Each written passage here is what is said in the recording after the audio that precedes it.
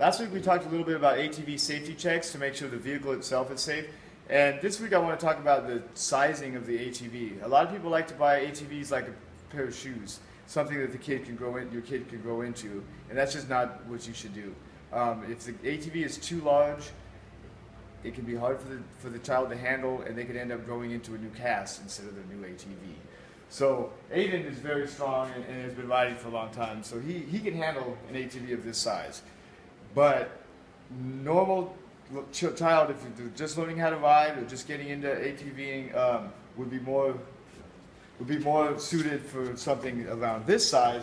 You see how much more comfortable in size-wise he looks on it, and he's in command of it. Whereas this one, he looks like a little kid, which he is. So this would be more appropriate for the general child of his size, but since he's more experienced, he can ride the bigger one. So keep that in mind, that it's better to go a little bit small and have your child safe than try to get them something that they can't handle and having them get hurt. This is Ethan at A&E Customs. If you have any questions, you can always come by and ask me. 628 North 8th Street, Suite A.